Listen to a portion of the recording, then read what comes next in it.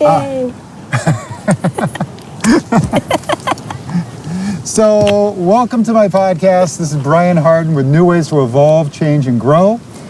This is my guest today. It's Helen Samuels. She and I have been friends for almost 20-ish years. Yeah, in this planet. First time I met her, I just fell in love. And so, anyway, she's a dynamo in every way. She's lived 10 lives, and one of the most exciting people I've ever met, inspirational in every way. Helen, how you been today? Oh, God. You been doing good? Wow, that was quite an intro. You forgot to say I just had my 75th birthday. 75th birthday. And still rocking. And still rocking. Yes. Yes. So Helen, hey, can you give us any advice on how you keep so happy and healthy and focused all the time? Well, what do you do? Okay, number one, it's not all the time, but that's good, because we have our ups and our downs when we're growing and stretching and needing to learn other things. So, but how do I get back to it is a good thing to ask also. I actually, many years ago, based on how I was raised and who I was, I had a credo of love, compassion, joy, and understanding. I didn't have it like so clear in my mind as I say it now.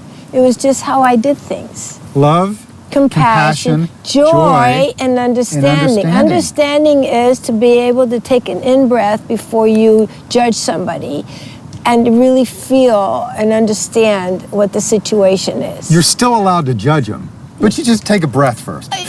Exactly. No, because you make a judgment like, okay, maybe he needs a little help. Oh. Or, okay, he's doing fine. That's where we go back to compassion. Yeah, it's a different kind of judgment. It's not like, oh, cha-cha. No, none of Discernment? that. Discernment, well, yes. Life, but I don't practice that too much. That's why life is so exciting, because we're rolling with bald tires at 140. That's why you're my pal. No money and 140 and bald tires on ice. Speed up. Weren't you on an airplane rolling on the ice at the Hopis? Yeah, that's another story. All right, so love, compassion, joy, and understanding? Yeah. See, even let's talk about joy. Mm-hmm. Okay. We're going through a very difficult situation right now in the planet and everything else. So this would be the perfect time to bring joy in the quotient, or whatever they call it. For example, so many people, sadly, I notice that they're at home and they're getting on television, they're miserable, they're sad, locked up, and meanwhile, I'm having DJ parties from New York in my home with the Zoom. I'm having 70 people over for my birthday in Zoom. If you isolate yourself in your own misery, it's very hard to get out of. You know what I mean? It's like, even when people pass away, I can tell a lot about people passing away because I worked with gang members for many, many years. And it's heartbreaking. Heartbreaking for the mothers, for the grandmothers, for the sisters. It's heartbreaking. But within that heartbreak, it's almost like a diamond that's rough. You have to polish what joys you had from that person. You have to acknowledge their life struggle and honor it, and in a way that you're not putting them down, or you're not. It's like, I don't know how to explain it, but like right now, instead of being miserable at home, I have so much time now. Yeah. So why not take up a college course? Why not, why not an art course? Why don't... Or write your book. Or write my book. Okay. Ladies and gentlemen, she's been wanting to write a book for how long? 20 years? And yes. What's so exciting is she's got space to do it, and she's been doing it, right? Okay, but okay, with a little caveat. I decided the word writing the book was the one holding me back. Oh, yeah, you're not a writer, you're a talker. I'm a storyteller. You're a talker. I cannot, so I'm still not writing my book. I'm making notes, but I found a trick, thanks to my dear friends and you and Cassidy and everybody. Now I am going on tape, and I'm taping it, and I'm transcribing it, and that's how it's coming. That's how it's being birthed. Because inspiration. It comes from spirit, exactly. and it comes big in her. She just opens the floodgates, and God comes through. Right? And the goddess. Goddess comes Please. through. Like I said. I mean, if you only believe in God, you're believing in half of the universe. I agree. And let's bring them both in, because if there's not duality, there's no movement. Yeah. So if there's nothing to say God, goddess, it's still, and it's nothing, and we're nothing. Mm-hmm. Yeah. That's maybe my own little conjecture. I agree with you. Yeah. And I'll also add one other thing, which is guru. Guru is G, you are you, meaning the guru's right here. Oh, yeah. Yeah, you're your own guru. So if you're falling on your face, that's the guru within you just going, hey, man, I got to learn some lessons, right? Wow. Right? Yeah, that's interesting. Yeah. Yeah. G, you are you. Oh, amazing. G. I like that. You always come up with these wonderful twistings. I'm trying. All right, so all right, let's give you a sample of the book. All right, I'm just going to name a name and watch her go off. Watch this, What? ladies and gentlemen. Marilyn Monroe. You know what? Guess what? I know you would say that. I was waiting for that. She was waiting for Marilyn Monroe. Yeah. Why don't you say biggest garbage dump in the world? The biggest garbage dump in the world. Okay, the biggest garbage dumps in the world. Tell us about it. Well, just quickly, Marilyn Monroe was only one of those experiences that happen in a week of your life. Yeah. You know what I mean? But she was in her home, and she came to Mexico, and I'm not going to talk too much about it because I want it to be a surprise. Ah. But all right, well then let's leave it alone. The one thing about it that I learned, I was 18, and I hung out with her. When she was with a family, we had a family dinner, and she was like a little girl. She was vulnerable and real, and she looked like she'd had so few moments like that, in her later life. She cherished it probably, right? Totally, and she mentioned it, and I felt like her bigger sister. I felt that she was very vulnerable, very vulnerable, and at least, we gave her that moment, But there's more to the story. So then there's the Mexico City garbage dump. Oh, yeah. Okay. So I'm sort of a trickster, Oh, really? Yes. I know this, but yeah. So I like to change the paradigms. I'm a paradigm buster. Yeah, you are. Well, if there's a rule, your first rule is to break it, right? Yeah. Second rule is there is no rules, right? Right. There you go. Yeah. But the thing is that for many, many years, I've been dedicated to show a social situation in the most noble way. So what happened is that a good friend of mine, he was a producer, and but he told me that MTV, they weren't really hiring Latinos that much. So he wanted to make a breakthrough, right? So his breakthrough came that MTV wanted to go to Mexico with road rules. So I said, here's your moment, here's your moment. And I gave them some stories, and they bought it. And you can see the video, you know, Yeah. it's MTV, Road Wheels, Mexico. We'll cut to it right now. Yeah, no, stop it. We will. I bet we will. It's a long video, but well, anyway. But the thing is that, you know, when you think of people that work in the garbage dump and people that, you know, and then gang members, what do they have to do with each other? And what happened is that we send the kids from the road rules to at that time, one of the biggest garbage dumps in the world. There's a couple of bigger ones now.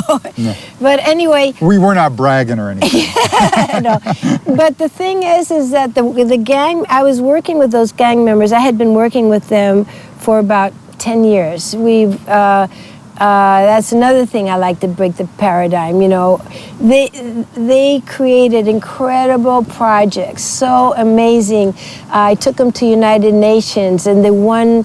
You know, they said, "Oh, you brought gang members instead of the best of the Mexican youth." I'm going off to another thing, but it's to show how great with all their projects. They won the 3 best practices of that year. So that broke a paradigm there. But here we are, and the American kids are like, oh, that's why I don't like that's why I live in the United States, and look at making fun of them. At the end, after they saw all the incredible things they were doing and how they were working along with the garbage kids that were like, the untouchables, they gave them their own place to have their lock up their stuff. They gave them food.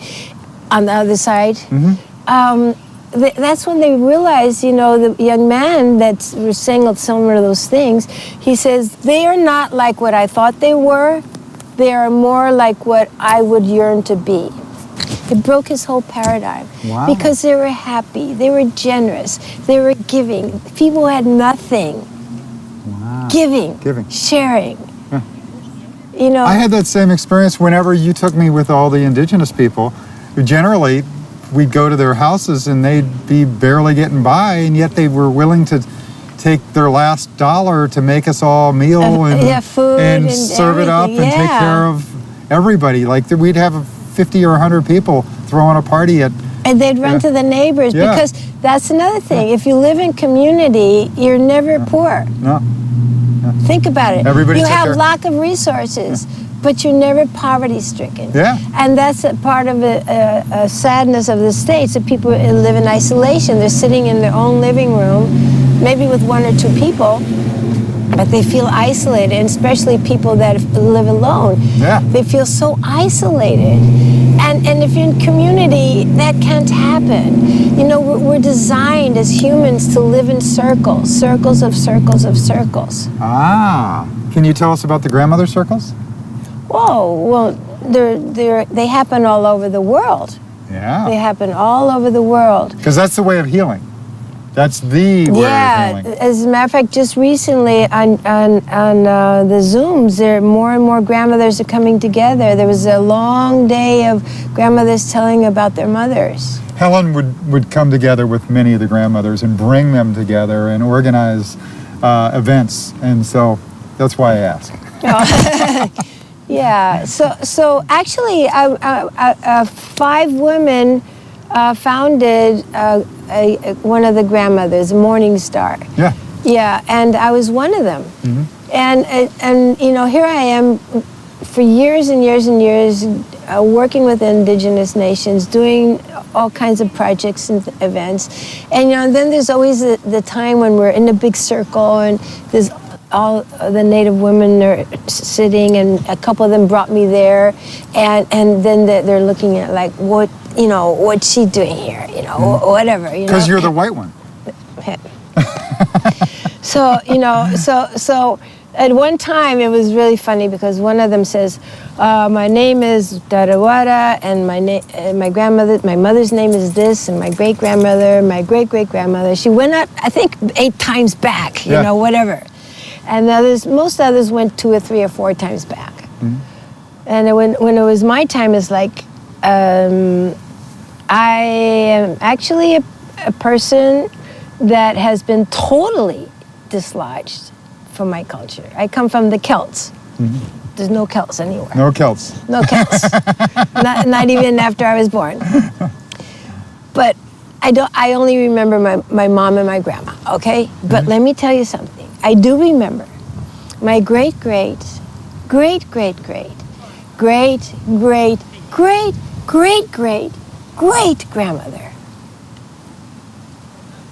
I remember her too. Her name was Lucy. Lucy. The first woman discovered as a human in Africa. Ah. She was my great grandmother before everybody started going in all the different directions. Thousands or to the plate where there's no sun, and then to where the darker, the lighter, the yellows. And supposedly they've run back all that DNA, and we're all black. And so that's where Lucy was. Lucy was. Yeah. So and from Africa, right? Yes, exactly. So I also pulled that off because I was part of the Azteca dance group. And one time this guy came up really like, oh, you're trying to steal our cultures. And I said, whoa. I'm not stealing your cultures. I'm Celtic. We celebrate the solstice. We celebrate all the sun, moon, star celebrations. We celebrate the mother, the water, the trees. And they're the only ones doing it around here. Yeah. So I asked them if I could do ceremony with them to also celebrate the same. And they saw that I came with a clean heart to celebrate and do the...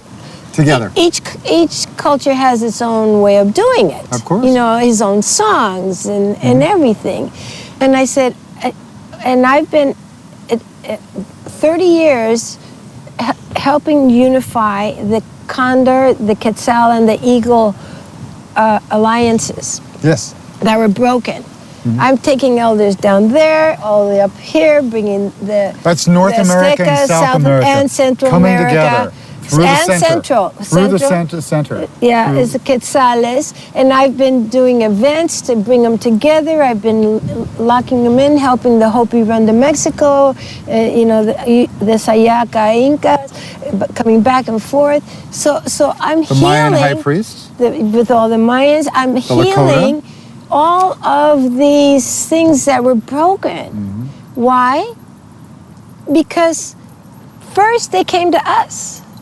The Celts were warriors. They were so fierce. They would go to war naked. Yeah. But with colors and things and bones and they scared everybody. The Romans they didn't know what to do. No, I saw that whenever we went to Teotihuacan together. When we went to Teotihuacan, a lot of the Azteca dancers, there will be occasionally these that are just look amazing, just so scary. And the point is, if you look so scary that you scare off your opponent, then there's no fight. All right? So it's the shield, the 60 feet away. They're like, I'm just running, And so the trick is I know, to look so they scary. Thought they were gods or strange creatures. Leave it alone. We're not fighting that, right? So basically, it's a tool for creating peace. Exactly. Scare them off before, right? It sounds like that. Right? Yeah. Wait, the only thing is that I said to them, the Spaniards, and especially the Brits, they came to us first. Now, the Celts, their sacred calendar has names of trees. That's how sacred trees are. Every month is the name of a tree. Okay? And so they came, and let me go back a little bit. My grandma said that if I didn't go to Ireland before I die, she would be standing at the gate of heaven and not let me in or something like that. But well, that was my grandma. She had her religious ideas. Have you made it there yet? No, but what happened is that... You went to Austria, though. No, I did go to Ireland. I'm teasing you. So you made it. I went to Ireland, and this is what I want to tell you. My grandmother also told me what her grandmother told her. She was born, I think, in the States, but her grandmother said that Ireland was filled with trees and all about the trees. And so I sat on the plane right where I was going to see the trees. Yeah. And we're flying and go to England, hop over to Ireland, and I'm like, all I see is goats and lawns and where's the trees? So I got off the plane and I asked the guy at the gate, I said, where's all the trees my grandmother said I would see? He starts laughing. The trees were all taken down by the Spanish first and then by the Brits to go conquer the Americas. All those great ships were made out of the trees that they killed here. Oh, no. Yes. So I'm in Mexico and I'm telling, look, I can't do anything about healing that. But I can do something here about healing, bringing together the cultures after they've been split apart, and allowing and making them have opportunities to do their ceremonies. They couldn't do their own ceremonies in the pyramids. And they weren't allowed, I right? Busted because that whole thing. Weren't they owned by Christian organizations? No. It was the government, but they put some evangelistic people that thought that every ceremony was evil. I'm not judging. That's what their thoughts were.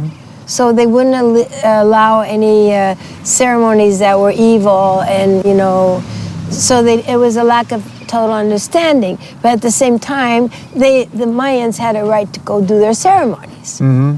You know what I mean? So I guess I told you I'm a coyote. I change things. I fix things. Tricksters. So I got permits to get them in. I got this. I'm a foreigner. Not a foreigner. I'm part of this earth, and wherever I am, there's a part I love, the people I love, the culture I love, the earth I love. And I guess that's the end of that story. Yeah. Well, the point is, she's a bridge builder. She sees that in order to help Mother Earth and all the humans and all the animals and all the plants and the air, the whole thing, to make it a whole society, you've got to fix some stuff. And to fix things, you've got to bring groups together that always stayed separate. And by bringing them together and unifying, then we have power. And so we the people, that's we all the people of the whole planet. This isn't just an American thing. This is the world, right? The world can heal and will heal once we unify in unanimity that we need to honor this little neighborhood that we have. It's small. I mean, we have a small little blue bubble, right, that we're riding on, this spaceship, planet Earth. And it's not very big anymore, is it?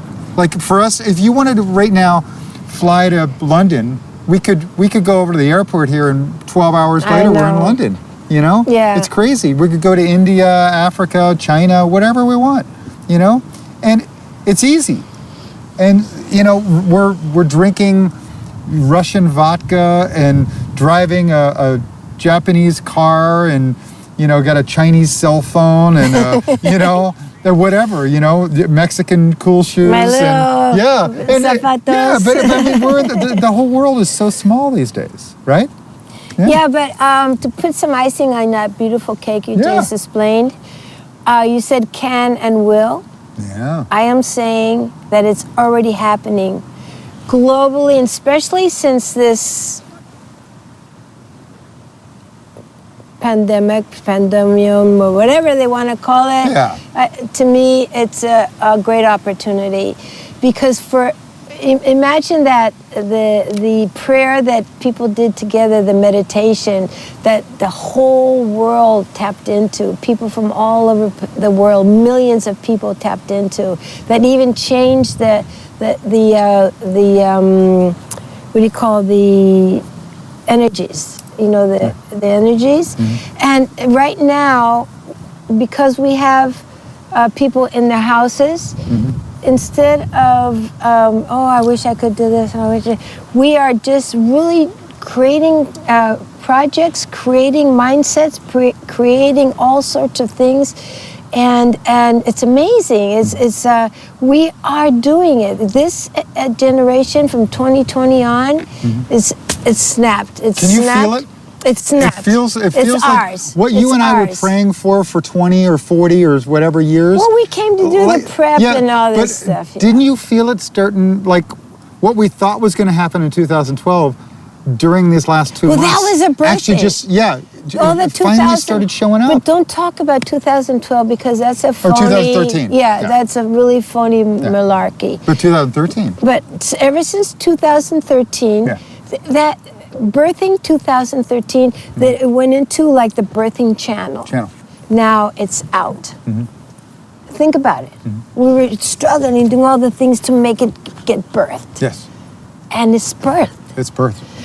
My grandson, my 18-year-old, has done a shift like kaboom, like amazing. And he wants to know about everything, and he's doing meditation, he's going to agape, and he's doing this.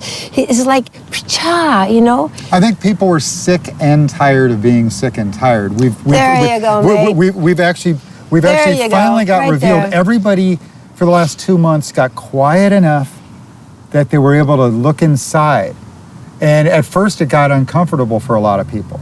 And once they started looking inside, they started seeing what they are going to be or what they're noticing becoming, happiness instead of just stuck in the system. Yeah, and they're noticing how happy Mother Earth was. Is. Oh, clean air, fresh air. And spring, and saying, wow, some of the elders say, I remember days like this, So they're seeing that how even nature is just celebrating.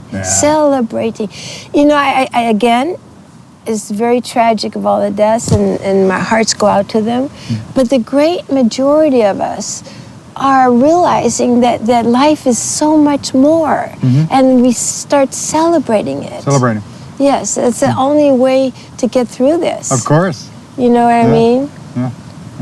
You can be miserable and fearful, but that's toxic. I'm not going there. It takes the same amount of energy to be miserable as it does to be happy. So it does, all that energy you put towards misery, if you just take that and spin it the other way, it's the same amount of energy, and then you're happy. Yeah. And we're not being disrespectful. We're just celebrating life. Yeah. And that's the only way we're going to get out of this. And astrology right now, this week, says that basically we have a choice of love or fear.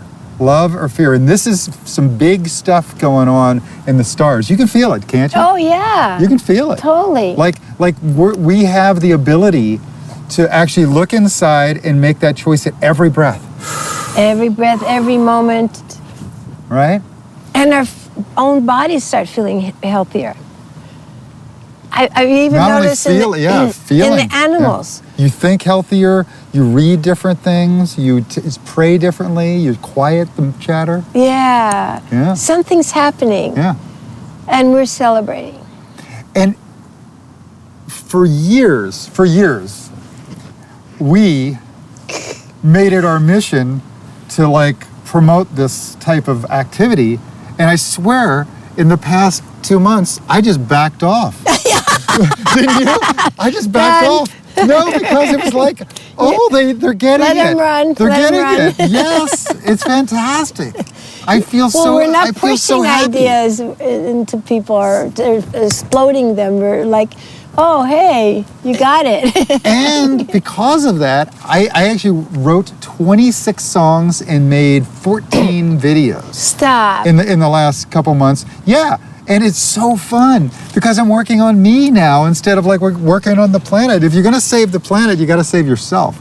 Yeah, right? So that's what I'm doing. Oh, congratulations. Yeah. Oh, and you're doing the same thing, right? Oh, you're writing the book. It's so... Yeah, I'm telling the book. Something happened. It's writing. Let me tell you what happened recently. Yeah.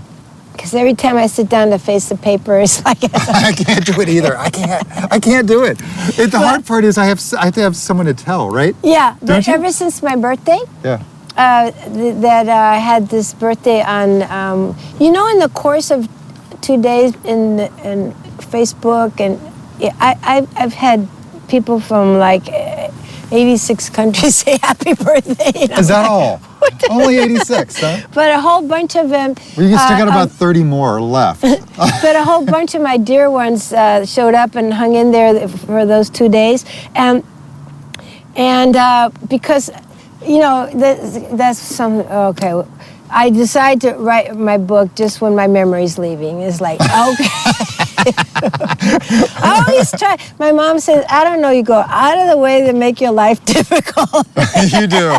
You do. You just go out of your way. Yeah. So this is the thing. They started telling on their own when they came on to the Zoom. They started saying, "Oh, I remember this and that. I remember that," and they started telling. Some of them told tales that I had forgotten completely about. Oh, fantastic! And you recorded it, right? It's recorded. See? Yeah. So the Zoom thing actually helped. One of them, my friends, wrote Tonya. She wrote a whole chapter, whatever it is, of how she perceived that event. Wow. And I'm like, yo, you know, so now I'm asking Masa to write, you know, who were all the people and what happened and tell me what I did. So I'm having these collaborators that remember everything very, very sharp, start bringing back little bowls or little boxes or little handfuls of my memory back to me. Good. And so I'm going to actually put them on the list of collaborators. You know what I mean? Masat and, you know, so I'm going to put them on that. So it'll be a collaboration because the things I've been forgetting, and it's been magical. The son of one of the main gang members, who was my superstar. I took him everywhere, to Manchester, everywhere. He was my superstar. Superstar. Yeah. His son had been looking for me. I didn't know that. And now he's telling me about his dad and what I'm telling, write a part about what your dad's, you know, the trips when he came back and when he did. So it's like people are popping up. To help me. It's going to be a collaboration. Collaboration. What do you think? That's fantastic. And you know what? Because the book's name is I Didn't Believe It Either. Okay? You didn't believe it either. I didn't believe it either. Because you didn't believe it. It's pretty hard to believe, right? Tales of a life well lived. Okay? And that's the truth. Okay. So because it's I Didn't Believe It Either, I'm now looking for a grant for the video of I Didn't Believe It Either. So if you didn't believe that one, just look it up. It's in the video. It's in the video. So now I'm having everybody collect all the videos to do an actual film. Perfect. And I've got a hard drive. Well, you're the one that started me on that mindset. All those. You're the one because you have so much stuff. What's the name of your book? Okay. The name of the book is I Didn't Believe It Either. That's great. Yeah, and it's true. I really didn't believe it either, you know.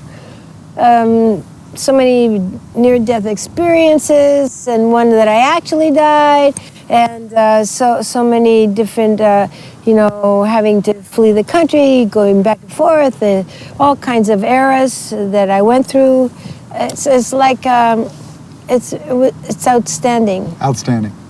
Yep. Wow. So tell me. I don't want to talk too much about my book. Was there a tagline? Oh, I didn't believe it either. Tales of a life well lived. Fantastic.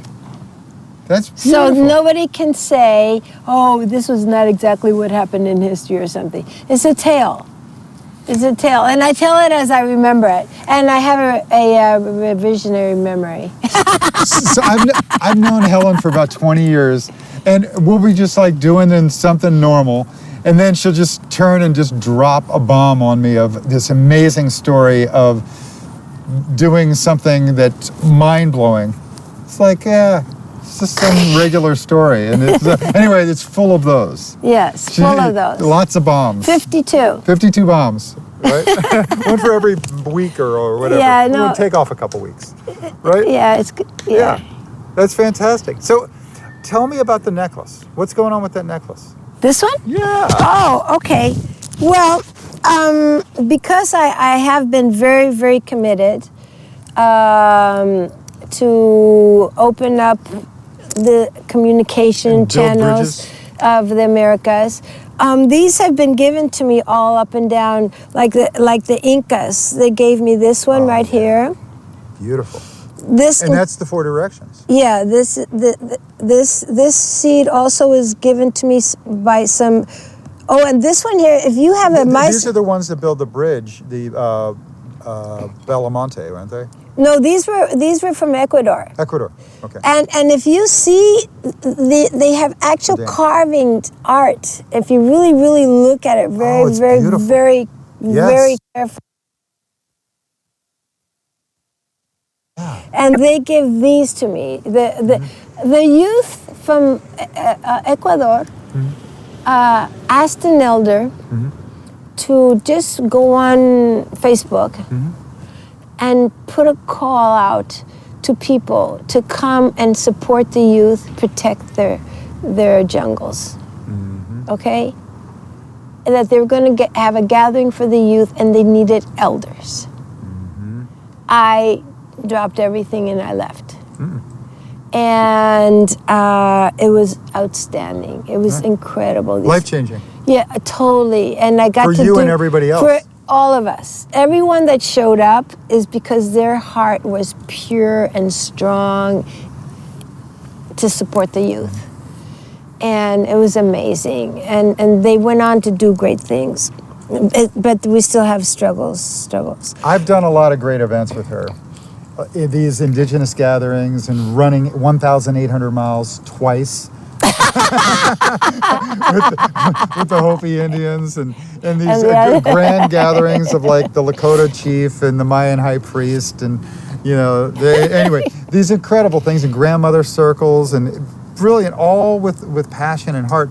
But one of the greatest that I was part of, that she invited me to be part of, was in Mexico City. We wrote the rights of Mother Earth with about 1,000 people from around the world, and she and her amazing friends from all over the world, particularly Mexico City, because that's where we were having We have the Great Council. brought everybody together into this building that looked like the United Nations. Yes. Got it all for free. Don't ask me how, right? No, the ones that gave it to us were the human rights. Human rights. And they decided that the earth needed rights also. Yes. So they gave us that space. And we worked together with everybody, from the poorest people to the richest people, from business leaders to like nobodies. Everybody, youth. Vandana were there. Shiva, all kinds of people showed up. And the youth showed up too. The youth were all there. And we're talking even little kids, but the youth were there. And Helen got to take care of the youth a lot of that.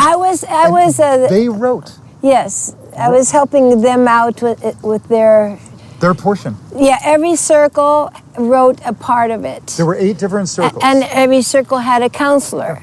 Yeah. And the youth said, "Hey, come on, you're being ours," Yeah. So I must tell you, I did not. I was present, and I might have said a few words of intent at the beginning. Yeah. But those guys rocked it. Well, what you do is enthusiasm or smiling or anything. Or is saying, contagious. "I know you can do this." Or anything is contagious. And if you would have been there looking over them, that's contagious. But instead, you were inspiring them. Like, you couldn't do it. Go. Yeah. What about this? Yeah. And you were asking the right questions and Exactly. inspiring them to think bigger and broader and more exciting and more colorful. And they all came up to stage. Exactly. Remember the presentation? Yeah, because everybody, when the presentations of the final documents, After several days of doing and this. one person represented each group. But when I went, Bring them all. we all did it. What do you Yeah. mean one person? One I person. did it. We all did it. Yeah. I mean, because that's what it is. And everybody's like, what? Well, no, it's unifying. But I right? always break the rules, you know me. Yeah. Well, if there's a rule, break it. But guess what happened? After all that, it was 4 days of deliberations, Yeah. practical matters, legal matters, international matters.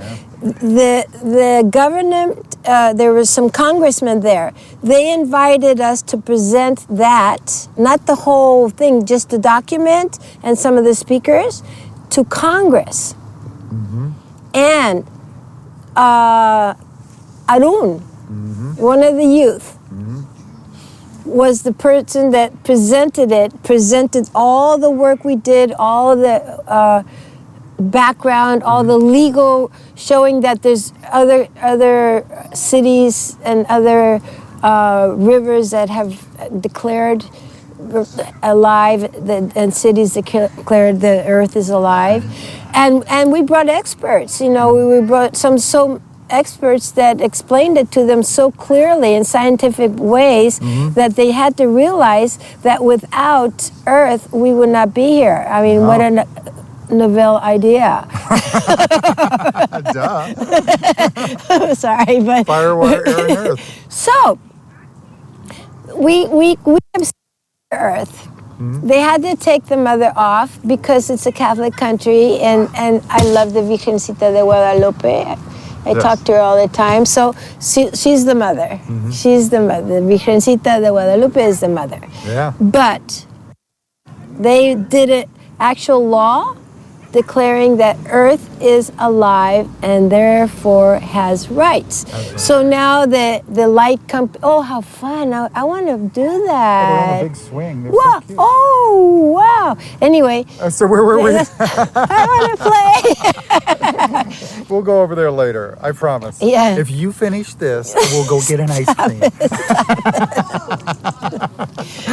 So the light company, if they can't just go dig anywhere, they have to find out if it's a causeway that will interfere with the waterways, and they've been really paying a lot of attention to that. Actually, the smog has gone down tremendously in Mexico. Oh, yeah. It went up for a time, and then they've been working. Well, 10 or 15 years ago, they had all those little VW bugs, old VW bugs. They got rid of them, and everybody's got these low-emission cars now. Yeah, no, but let me tell you something. That was a big part of it. We haven't brought into the mix that all these things that we've been doing in Mexico, the big we.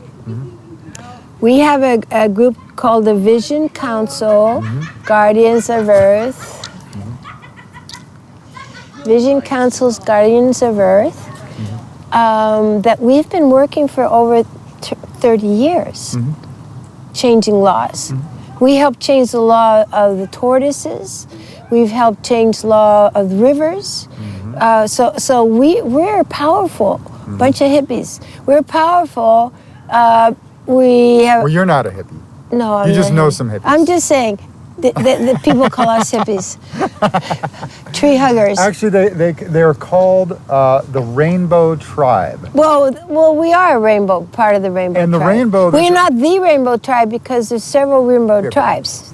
The people that are rainbow tribes. But the Rainbow Warriors. We're rainbow warriors. I mean, not tribe. We are rainbow warriors, and we've known that since the 60s, the 30s, even the Hopi acknowledged us when part of our group.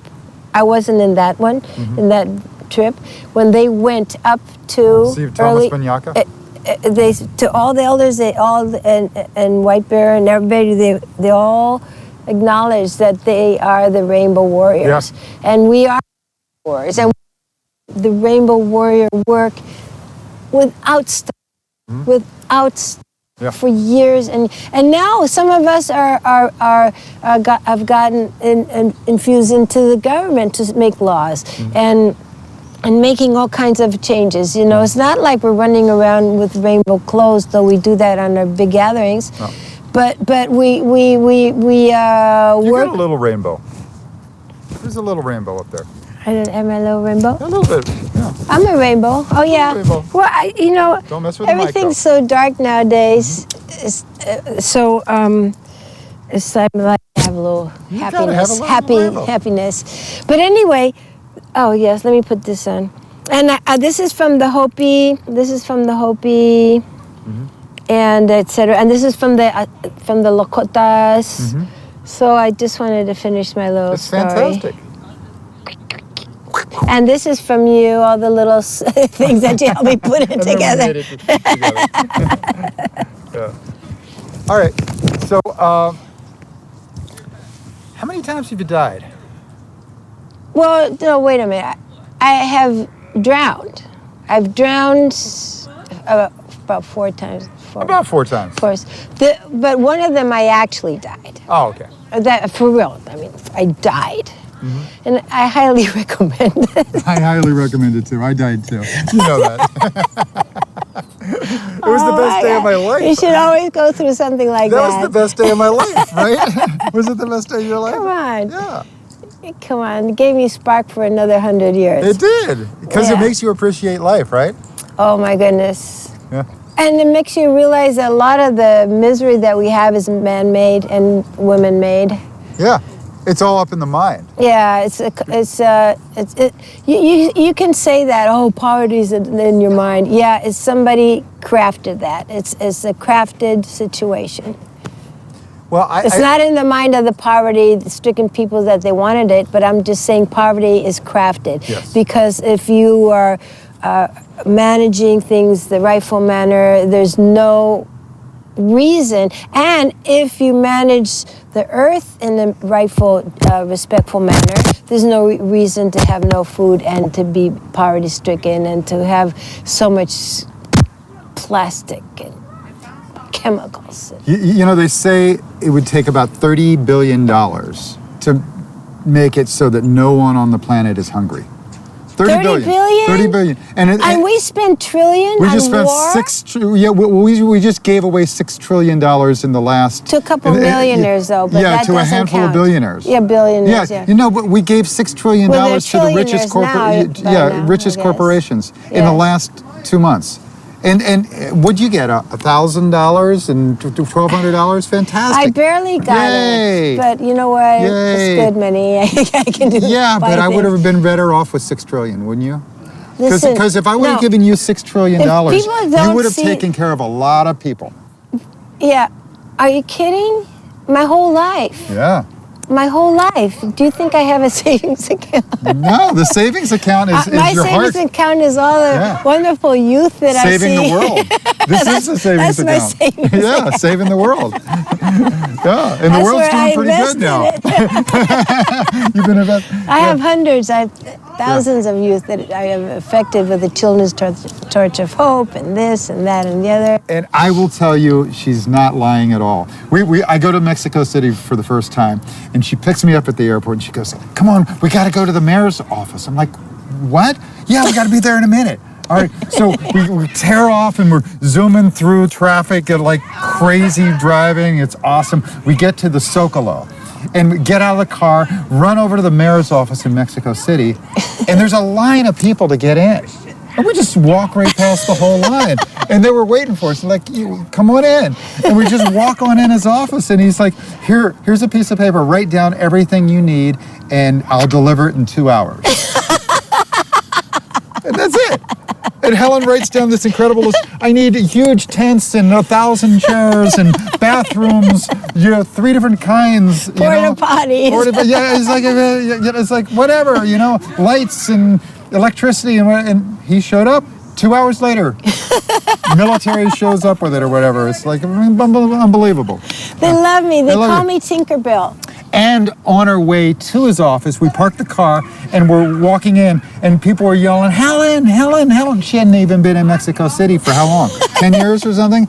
And people were like, "Helen, Helen, I haven't seen you." No, at that time. Oh, I'd been away. You'd been away for like 10 that's years. That's true. Yeah, and people were recognizing you. Because how many, blonde-haired little pixie ladies are hanging out in Mexico City? One time I was walking in the worst neighborhood at all, and I had a cute little mini skirt, and I had a backpack, and I normally didn't take the very, very last of the buses that went into the hood.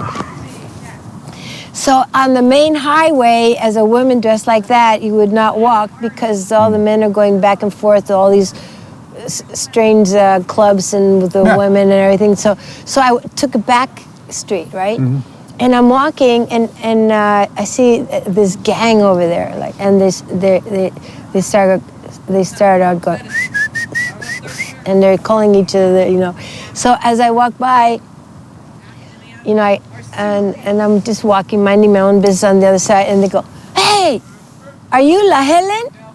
You know, are you Helen? Yeah, I'm La Helen." He says, "What are you doing here? This is a very bad neighborhood."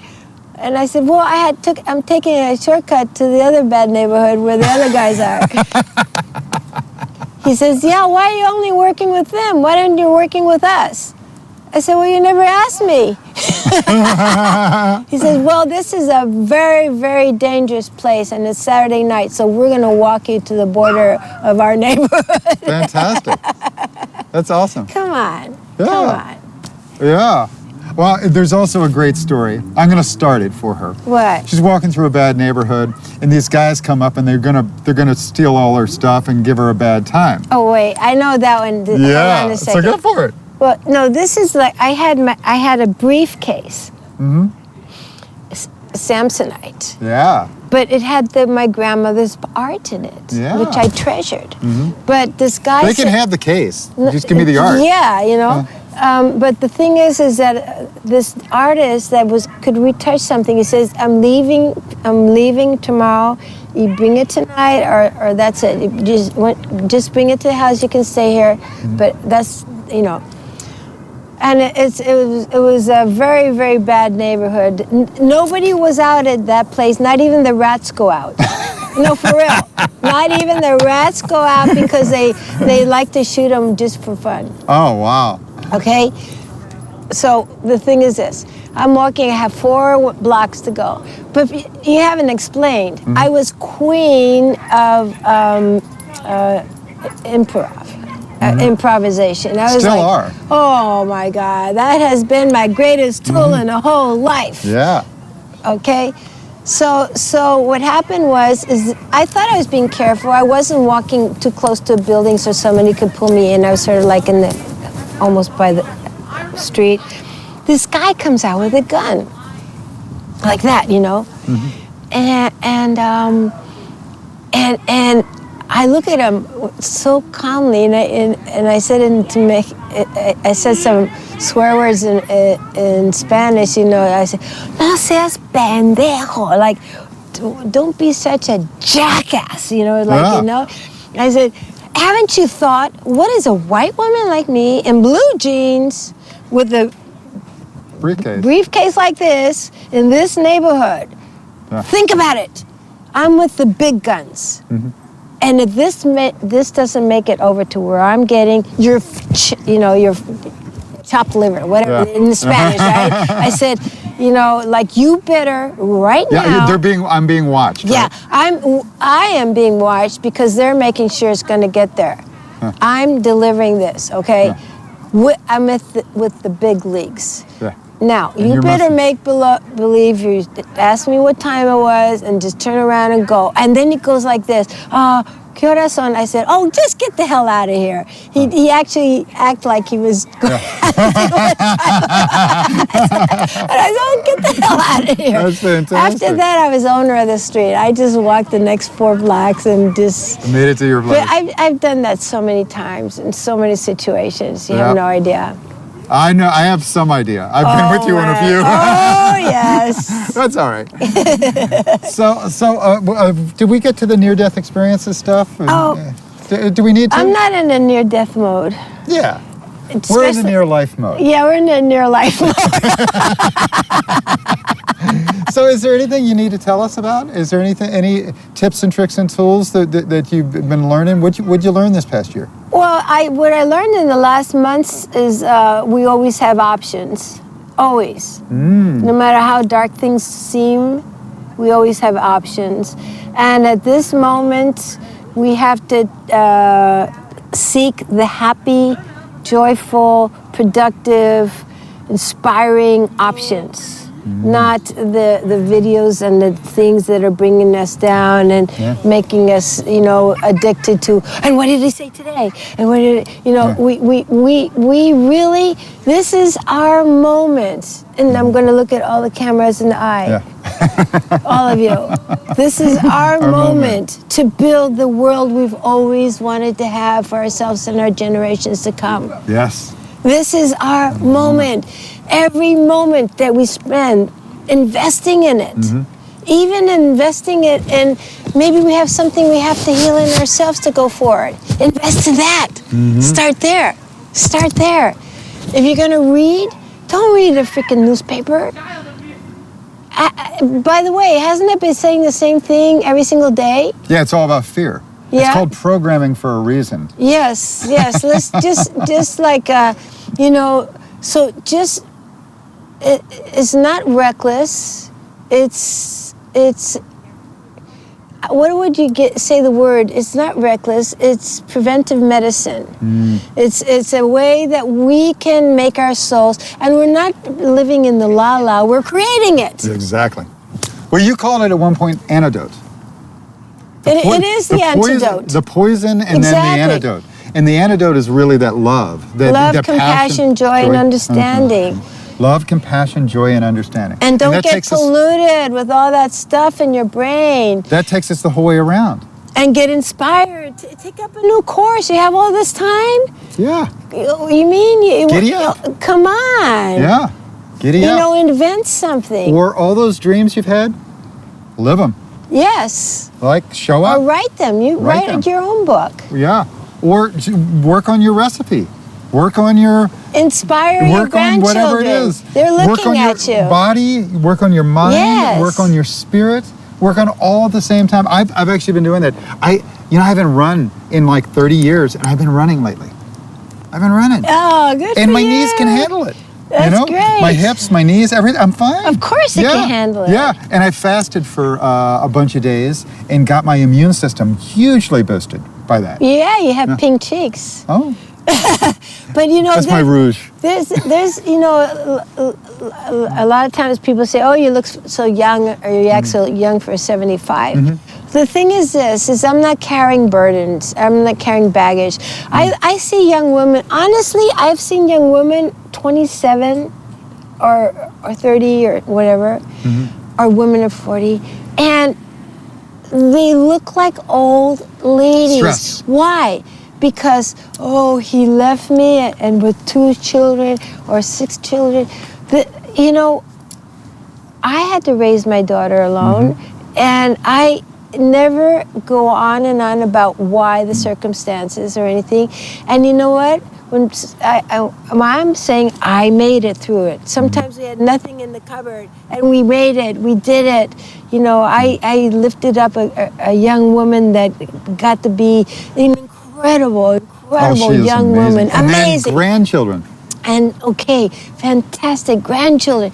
You see, the thing is this: the more you feel bitter, the more you are atrophying.